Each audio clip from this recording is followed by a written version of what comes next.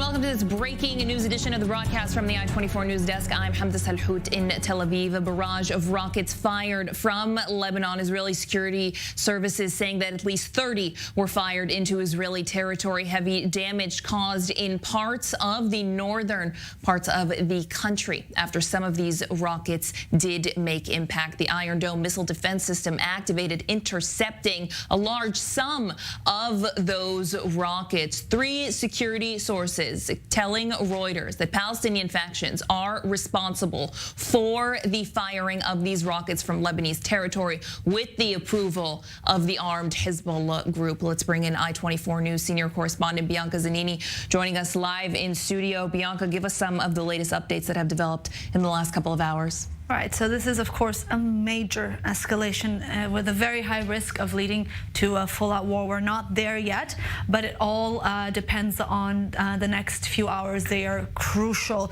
We've seen 2 rounds of rockets, about 30 rockets fired from Lebanese territory into Israel. Sirens were heard in the north. At least 2 rockets landed on the ground. The rest were intercepted. Reports of 2 lightly wounded Israelis taken to hospital. Damage to several places in the north, and fires have been broken out with firefighters still trying to get some of those under control. Now, we do not have a full confirmation of who is responsible for launching these rockets just yet, but as you mentioned, the reports are pointing to Palestinian factions in Lebanon. Now, Hezbollah, which of course is backed by Iran and has an arsenal of some 150,000 rockets, is unlikely not to have known. It's just simply not something that any analysts or experts believe could have happened. This must have been done with a green light, and of course, this raises the stakes completely. I mean, Hezbollah is not Hamas, and rockets from the north is not the same as rockets from the south. Now, Hezbollah has come out and said that it supports all measures by Palestinian groups, and we've also heard support from Islamic Jihad. Now, tonight, the Prime Minister has convened, the Israeli Prime Minister has convened a meeting with the Security Cabinet. It includes the fired but still working Defense Minister. This is also an important part in all of this. And the big question right now is, of course, how big Israel is going to go with its response. It's a delicate and dangerous dance, if you may. It will respond. There's no question about it. It will respond in a way that also sends a very clear message.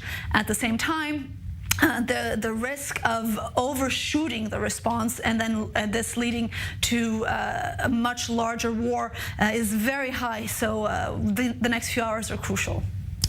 And Bianca, talk to us about some of the context that this is all coming under. Violence at the Al-Aqsa, Hezbollah releasing a statement saying that they support the Palestinian people. In this next minute that we have, I know it's a lot to unpack, but talk to us about the backdrop that this is all coming under. Right, we've seen escalating tensions between Israel and Hamas in Gaza, and also on the ground near and around the Al-Aqsa Mosque. As you mentioned, if you remember 2 years ago, clashes that were similar to these on the ground in Israel led to a war between Israel and Hamas, 11-day war. Hundreds of people died. This time, the scenario is a bit different. We're looking at Israel being attacked from the north, from the south, and also on top of the security situation, dealing with a very unstable domestic political situation where we have seen months of massive protests, historically large protests against the government, against judicial reform that Prime Minister Netanyahu is pushing through. We're also seeing a defense minister that is in an unclear position. So right now we're also seeing critical voices saying that this instability that we're seeing domestically could be part of a larger picture and could be taken advantage of by Israel's enemies. I-24 News senior correspondent Bianca Zanini live for us in studio. Thank you. Welcome. That's it for this breaking news edition of the broadcast from the I-24 News Desk. Be sure to keep it right here all day long for nonstop updates and development of the current situation. Lebanon firing rockets into northern Israel. I'm Hamda Salhout in Tel Aviv.